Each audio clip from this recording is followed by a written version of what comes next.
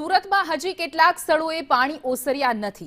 SK નગરમાં હજુ ખાડીના પાણી ઓસર્યા નથી તો 80 કલાક વીત્યા બાદ પણ પાણી ઓસર્યા નથી। દર વર્ષની સમસ્યા છે, અમારે અહીં રહેવાનું પણ છે। તો સ્થાનિક લોકોનું કહેવું છે કે કારખાનાઓમાં લાખો રૂપિયાના મશીનો ડૂબ્યા છે, કોઈ જવાબદાર વ્યક્તિ પૂછવા પણ નથી આવ્યું। અમારે ક્યાં જવું? તો સુરતમાં હજુ પણ પાણી ઓસર્યા નથી। ખાડીના પાણી રહેણાંક વિસ્તાર સુધી પહોંચી ગયા છે। લોકો પાણીની વચ્ચે જીવવા મજબૂર બન્યા છે।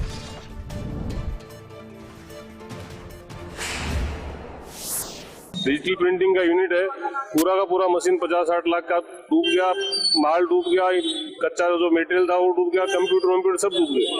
और ये हर साल का रामायण है। पिछले साल भी नुकसान हुआ था 5-10 लाख का। पिछले साल भी पानी आया था, हर साल 3.5 दिन तो बंद रहना पड़ता है। तो इतनी गंदगी और इतना चालू, और काकरा पर का पानी था क्या इस बार? तो पीछे से पानी कहाँ से आता है? પાણીનો નિકાલ એટલા માટે નહીં થતો કે 2-3-4 ઇંચ પણ વરસાદ પડે ને તો આ પાણી આગળ ત્યાં જાય છે ને, ત્યાં આગળ ખાડીની દિવાલ પાસે પાણી રોકાઈ જાય છે। અને ત્યાં એક વોટર પંપની સુવિધા કરી છે મ્યુનિસિપાલિટીએ, પણ એ પાણી કાઢી શકતું નથી કારણ કે ત્યાં એટલો કચરો ભરાઈ જાય છે। એટલે 5 ઇંચ 3 ઇંચ કે 2 ઇંચ પણ વરસાદ પડે ને તો આ બધું પાણી અહીંયા ભરાઈને સીધું ખાતામાં ઘૂસી જાય છે। એટલે ટેક્સટાઇલ મશીનને દર વર્ષે ખાલી 3 ઇંચ વરસાદ પડે ને તો પણ પાણી અંદર ખાતામાં ઘૂસી જાય છે।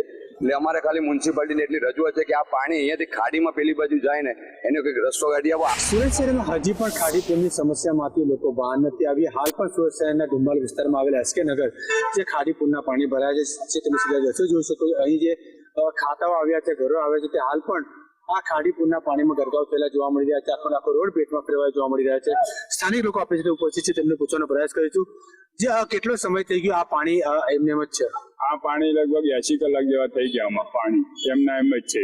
પરમ દિવસ સવારે મતલબ 7 તારીખે સવારનું ભરેલું જ છે પાણી।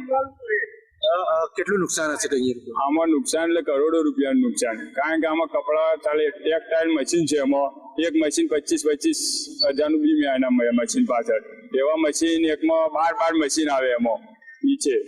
4 માળનું કોઈ નુકસાન? 4 માળનું કરોડો રૂપિયાનું નુકસાન હશે આ સોસાયટીમાં, ઉમા એસકે બંને સોસાયટીમાં।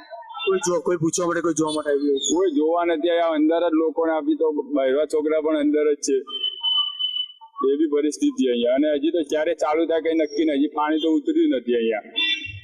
બિલકુલ જે રીતે સ્થાનિકો કહી રહ્યા છે, હજી સુધી તો અહીં પાણી ઉતર્યું નથી અને આ કચરાનો થર પણ અહીં જોવા મળી રહ્યો છે। એટલે કે જે રીતે ગંદકી પણ ફેલાઈ રહી છે, પાણી ઉતર્યા બાદ સાફ સફાઈ થશે કે નહીં તે પણ સૌથી મોટો પ્રશ્ન ઉભો થઈ રહ્યો છે।